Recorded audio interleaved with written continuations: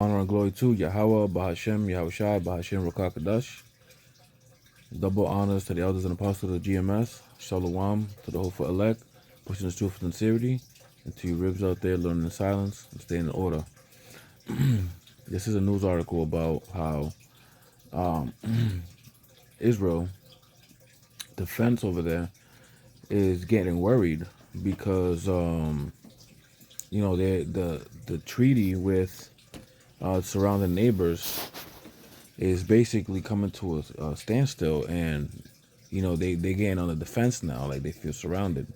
They thought that he was gonna make peace with the people around them, and it ain't going his way. So now he's gonna point the sword. Esau's gonna point the sword, and start getting ready, right? This is Yahweh Hashem Yahushai putting the hooks in the jaws of the people to get them ready, right? This is U.S. intelligence. IDF warned Hezbollah preparing for war, right?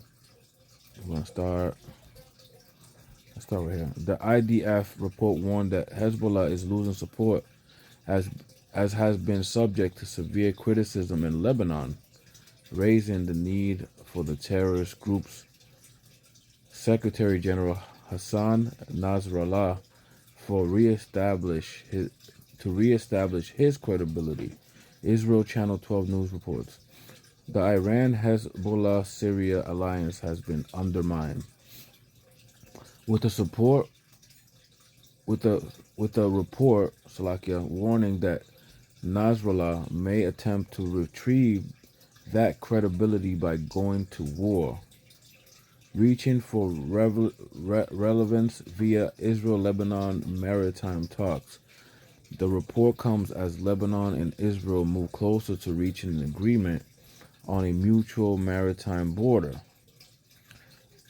Nasrallah has been trying to beef up his relevance by threatening Israel over a dispute area that includes the Karish and Kana natural gas fields.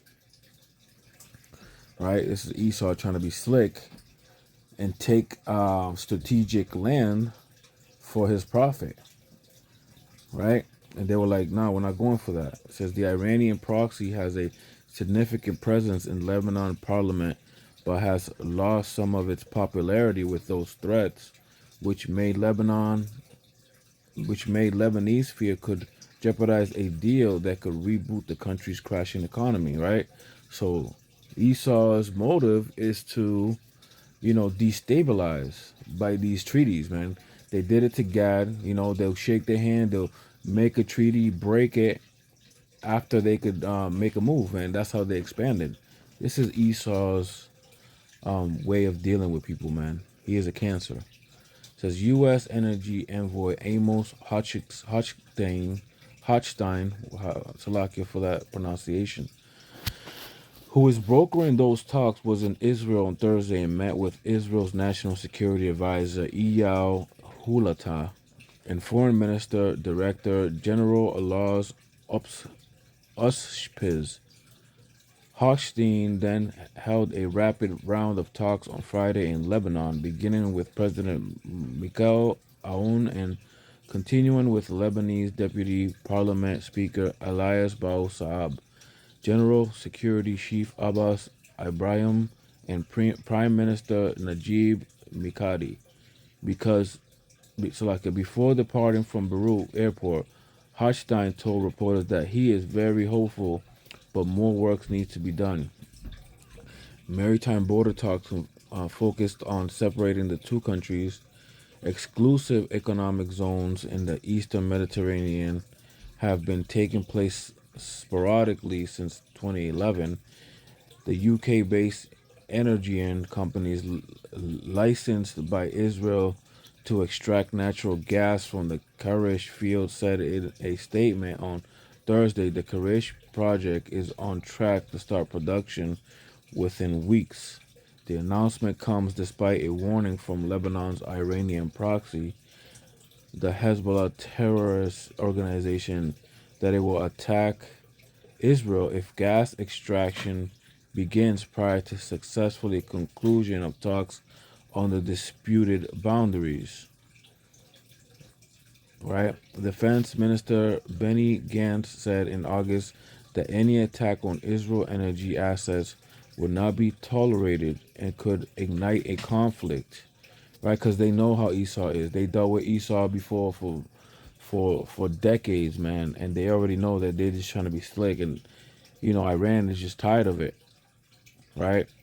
But again, this is Yahweh Shem Shai preparing those hooks to separate y'all. You cannot come together. This is not the way it's gonna work for you, man. This is not the way it is. You can't force a alliance when the Lord got you all in derision, right? Further progress on the issue could be complicated by the fact that Lebanon will hold a presidential election next month, and Israel faces its own national elections the month after that on November 1st, right? So, good luck with that one. So, that's in the news. You see Taiwan and China conflicts rising over there. This is not the time to get together, man. This is a nation shall rise against nation time, right? And you can see it, man. And with that, I'm gonna say shalom.